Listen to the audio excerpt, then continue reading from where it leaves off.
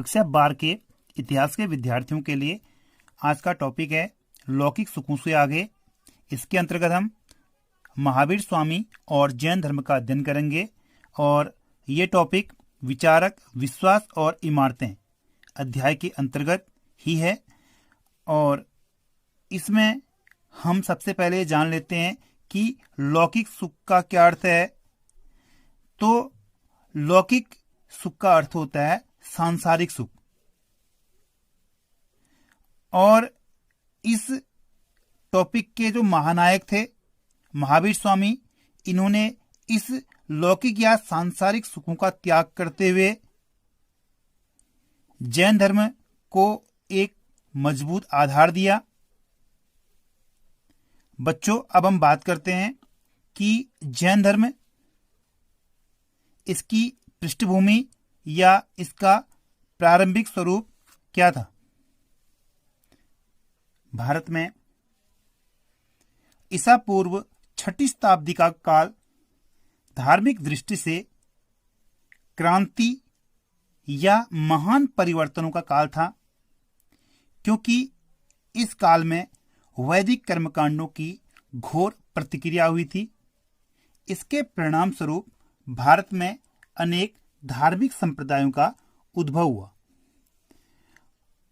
और इन धार्मिक संप्रदायों में प्रमुख जो संप्रदाय थे जैन धर्म और बौद्ध धर्म। अब हम मुख्य टॉपिक जैन धर्म की बात करते हैं। सबसे पहले हम बात करते हैं कि जैन धर्म के प्रवर्तक कौन थे। इसमें थोड़ा कंफ्यूज की स्थिति है। कई लोग इसका उत्तर देते हैं महावीर स्वामी, लेकिन महावीर स्वामी जैन धर्म के प्रवर्तक नहीं थे। आइए हम इस प्रश्न का हल ढूंढते हैं। जैन धर्म के मूल सिद्धांत 6ठी शताब्दी ईसा पूर्व में वर्धमान महावीर स्वामी से पहले ही उत्तर भारत में प्रचलित थे। जैन परंपरा 24 तीर्थंकरों की परंपरा पर आधारित है और इसके प्रथम तीर्थंकर ऋषभदेव थे और 23वें तीर्थंकर पार्श्वनाथ थे और 24वें तीर्थंकर महावीर स्वामी। तो बच्चों, सबसे पहले हम बात करते हैं कि तीर्थंकर का अर्थ क्या है। तीर्थंकर का अर्थ है शिक्षक, अर्थात वे महापुरुष जो लोगों को जीवन रूपी नदी के पार पहुंचाते हों। इसमें जीवन रूपी जो नदी है वो तीर्थ के समान थी। तीर्थंकर वह शिक्षक या मार्गदर्शक था जो लोगों को अपने ज्ञान रूपी नौका द्वारा जीवन रूपी नदी के पार पहुंचाने में मदद करते थे, अर्थात मोक्ष दिलाते थे। इस प्रकार महावीर स्वामी जैन धर्म के 24वें तीर्थंकर थे। यद्यपि वे जैन धर्म के संस्थापक नहीं थे, लेकिन इन्हें 6ठी शताब्दी ईसा पूर्व के जैन आंदोलन का प्रवर्तक माना जाता है। दूसरे शब्दों में हम इन्हें जैन धर्म का वास्तविक संस्थापक मान सकते हैं। हम महावीर स्वामी के बारे में बात करते हैं। इन्होंने किस प्रकार जैन धर्म को मजबूत आधार दिया। स्टूडेंट, इनका जो जन्म हुआ वो 599 ईसा पूर्व में कुंडग्राम वैशाली में हुआ और ये कुंडग्राम वर्तमान बिहार राज्य के मुजफ्फरपुर जनपद में पड़ता है। इनके पिता का नाम सिद्धार्थ था और जो ज्ञात्रक क्षत्रिय कुल से संबंधित थे। इनकी माता का नाम त्रिशाला था जो वैशाली या लिच्छवी शासक चेटक की बहन थी। और उस समय जो वैशाली जो लिच्छवी थे वे 6ठी शताब्दी ईसा पूर्व के जो गणराज्य थे उनमें सबसे अधिक शक्तिशाली गणराज्यों में इनका नाम आता है। और इनकी पत्नी का नाम यशोदा था, जिनसे अनुजा प्रियदर्शी नामक पुत्री उत्पन्न हुई। और इस पुत्री का विवाह जमाली नामक व्यक्ति से हुआ, अर्थात जमाली महावीर स्वामी के दामाद थे और महावीर स्वामी के प्रथम अनुयायी भी थे।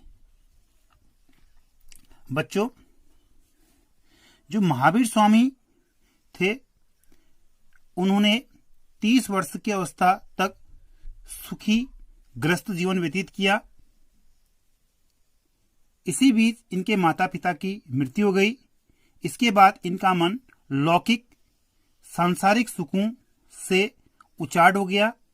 इसी कारण इन्होंने अपने बड़े भाई नंदीवर्धन से आज्ञा लेकर 30 वर्ष की आयु में गृह त्याग किया और 30 वर्ष की आयु में घर छोड़ने के बाद इन्होंने 12 वर्ष तक कठोर तपस्या की।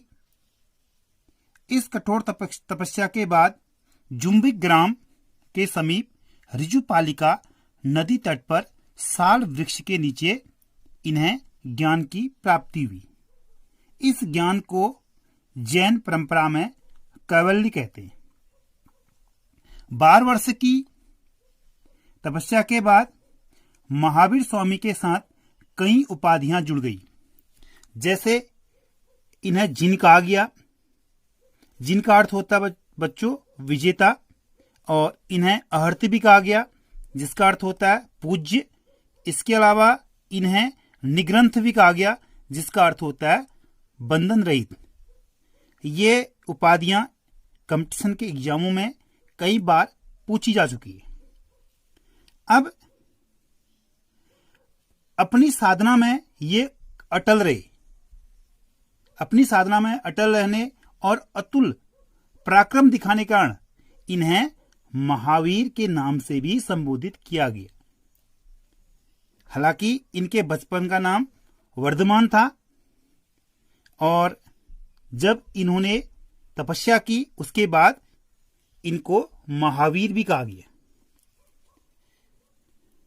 और कैवल्य ज्ञान की प्राप्ति के बाद जो महावीर स्वामी थे उन्होंने अपने सिद्धांतों का प्रचार प्रसार किया।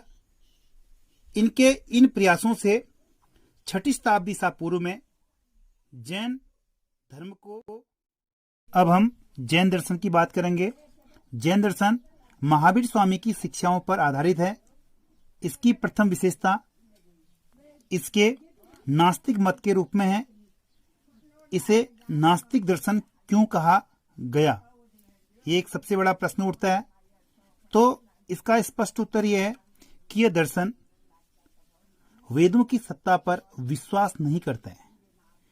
जब 6ठी शताब्दी ईसा पूर्व में वैदिक कर्मकांडों की घोर प्रतिक्रिया हुई तब महावीर स्वामी भी इस प्रतिक्रिया में शामिल हुए और उन्होंने वेदों की प्रामाणिकता पर प्रश्न चिन्ह लगा दिए।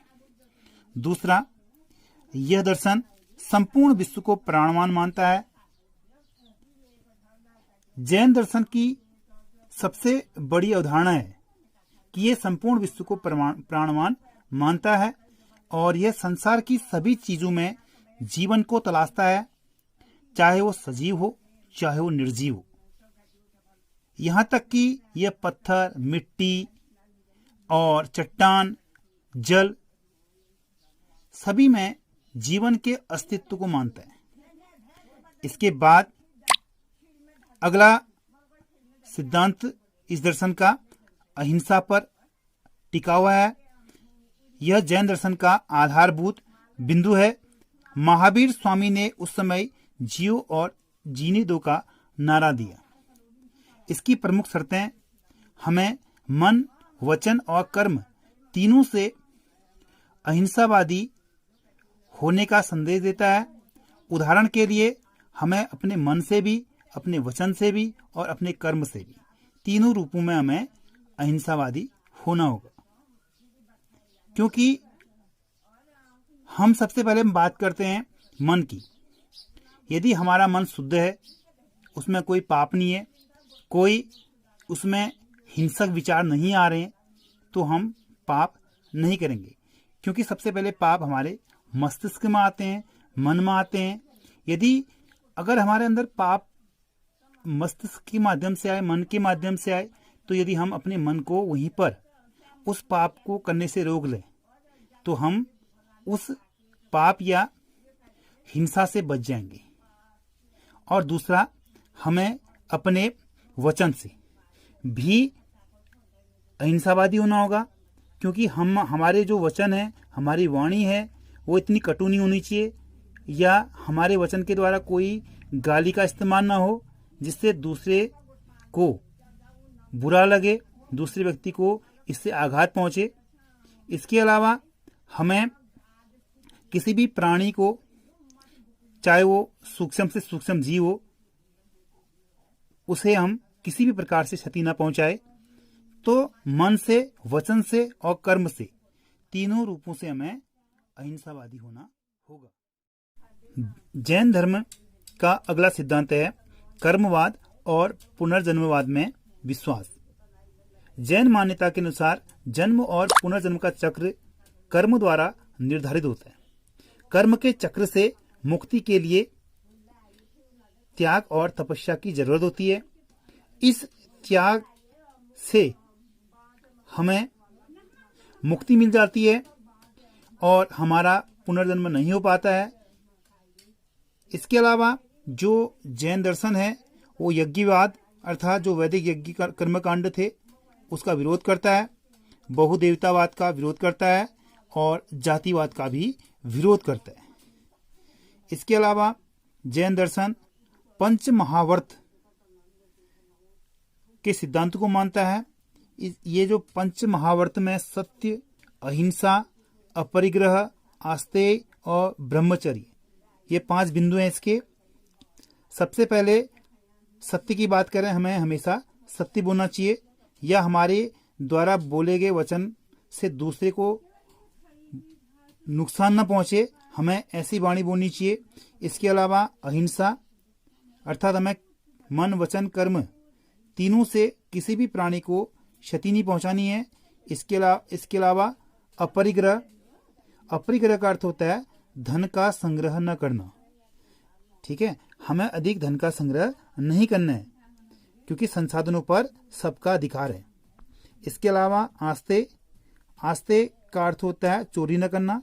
इसके अलावा ब्रह्मचर्य, ब्रह्मचर्य का अर्थ है किसी स्त्री से बात न करना, न उसे देखना या ऐसे घर में नहीं जाना जहां कोई स्त्री अकेली रहती हो। इसके अलावा अगला जो बिंदु है वह है त्रिरत्न। और जैन धर्म में कर्म फल से मुक्ति के लिए या मोक्ष की प्राप्ति हेतु जो साधक होते हैं उनके लिए 3 साधना बताई गई है: सम्यक दर्शन, सम्यक ज्ञान और सम्यक चरित्र। तो सबसे पहले हम बात करते हैं कि सम्यक दर्शन क्या है। तो सम्यक दर्शन में जैन तीर्थंकर और उनके उपदेशों में दृढ़ विश्वास करना ही सम्यक दर्शन है। जैसे सांसारिक सुखों की इच्छा का त्याग करना और अंधविश्वासों से दूर रहना सम्यक दर्शन का अभिन्न अंग है। इसके अलावा सम्यक ज्ञान, सम्यक ज्ञान जो जैन धर्म है या उसके सिद्धांत हैं, उनके सिद्धांतों का ज्ञान ही सम्यक ज्ञान के अंतर्गत आता है। इसके अलावा सम्यक चरित्र, सम्यक चरित्र जो कुछ भी जाना जा चुका है और जिसे सही माना जा चुका है, इसे कार्य रूप में परिणित करना ही सम्यक चरित्र है। इसके अंतर्गत सदाचार और सच्चरित्रता के जो बिंदु हैं उनको हमें मानना होगा। यही त्रिरत्न के अंतर्गत आते हैं: सम्यक दर्शन, सम्यक ज्ञान और सम्यक चरित्र। स्टूडेंट, इस टॉपिक को हम यहीं तक करते हैं।